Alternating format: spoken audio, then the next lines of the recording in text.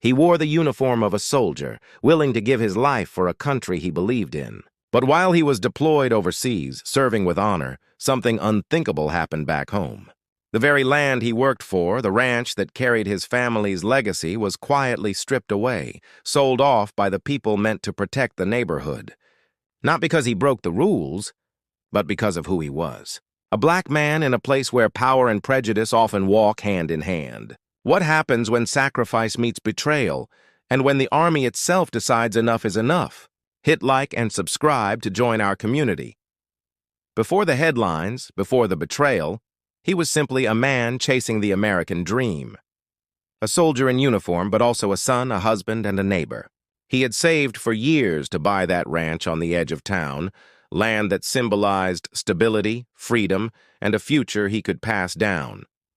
For him, it wasn't just acres of soil. It was proof that his service, his sacrifice, actually meant something in a country that had not always treated men like him with fairness. The community seemed polite at first. Smiles, waves, the kind of casual small talk that never went too deep. But beneath it, he felt something colder. Whispers that stopped when he walked past, board members who eyed him like he didn't quite belong. He brushed it off. After all, he had bigger responsibilities. Deployment orders had arrived, and duty called. When he left for service, he believed his property, his home, was safe. That's what the HOA was for, wasn't it? To protect the neighborhood, to ensure fairness, to keep things in order. But what happens when those given power decide someone like him doesn't deserve the same protection? What happens when the very people sworn to uphold the rules start bending them against you? He boarded that plane with pride, unaware that while he was fighting abroad, a different kind of battle was being waged in his own backyard. A battle not with weapons, but with signatures, paperwork, and prejudice disguised as policy. The first letter looked routine, just a notice about property standards. The HOA claimed the grass was too long, even though his wife had mowed it days before. A second letter followed, this time about the fence needing paint. Then another, about a truck parked too close to the curb. At first, it felt like nitpicking, the kind of bureaucratic noise every homeowner dealt with. But the letters didn't stop. They multiplied. Neighbors whispered about how some people didn't respect community rules. Meetings were held without his presence. Fines stacked up, quietly recorded, while he was thousands of miles away serving the very country these neighbors pledged allegiance to. His wife tried to fight it. She showed receipts, photos, proof. But each appeal was denied with a smile that never reached the eyes of the board. It wasn't just about rules. It was about him. The only black homeowner in a neighborhood governed by people who decided, long before the first letter was sent, that he didn't belong. And with him gone, deployed overseas, the HOA saw its opportunity. The notices turned into threats. Pay thousands in fees or face legal action. His wife felt cornered, overwhelmed, raising kids while shouldering the pressure of strangers who acted like they owned what he had worked for. She pleaded for time until he returned. They refused. The fines, they said, were non-negotiable. Then came the decision that would cross the line from unfairness into betrayal. A quiet foreclosure proceeding buried in legal jargon, masked as due process. They moved swiftly, knowing he was away, knowing he couldn't stand in court to defend himself. One signature after another, they stripped him of his land, the ranch he had built with his savings, the symbol of his sacrifice. By the time he even heard whispers of what had happened, it was too late. The ranch had been sold, auctioned off like it was never his to begin with. A man serving under the flag of his country came home to find his own neighbors had erased his name from the deed. And here's where the story twists. What the HOA didn't count on was that the Army takes betrayal personally. They didn't just take one man's home. They disrespected a soldier. And in doing so, they invited a kind of payback no homeowners association was prepared to face.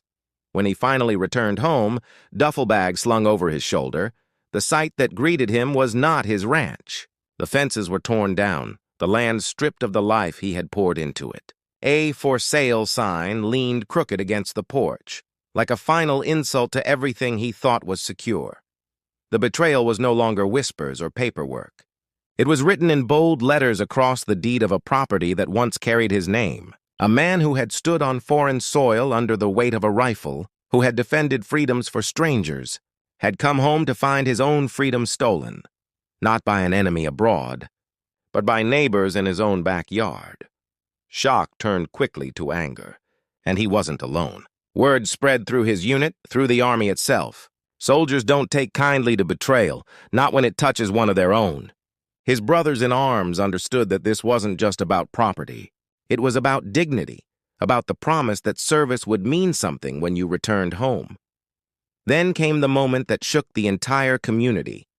The army didn't write letters or file quiet complaints. They moved as one, uncovering every shady deal, every crooked signature, every house tied to the HOA's scheme. What the HOA thought was a victory became their downfall, exposed under the weight of an institution far more powerful than their boardroom rules.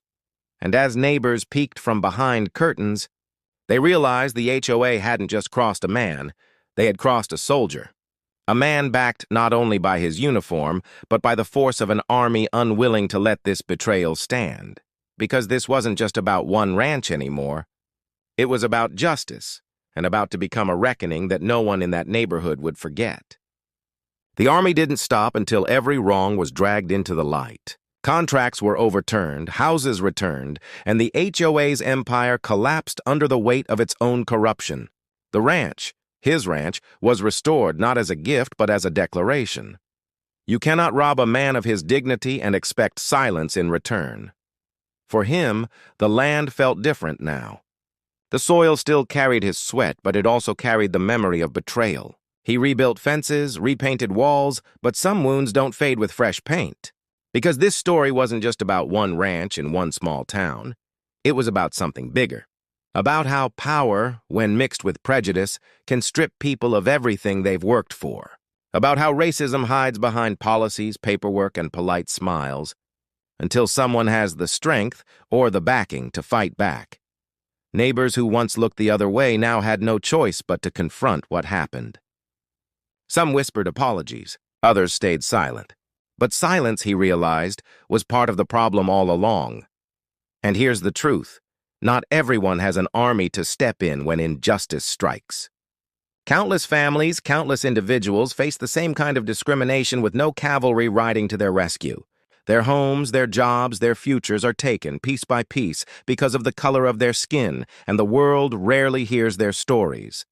So the question is, when you see injustice, when you witness racism hidden behind rules or smiles, will you stay silent? Or will you be the voice, the strength, the ally someone else desperately needs?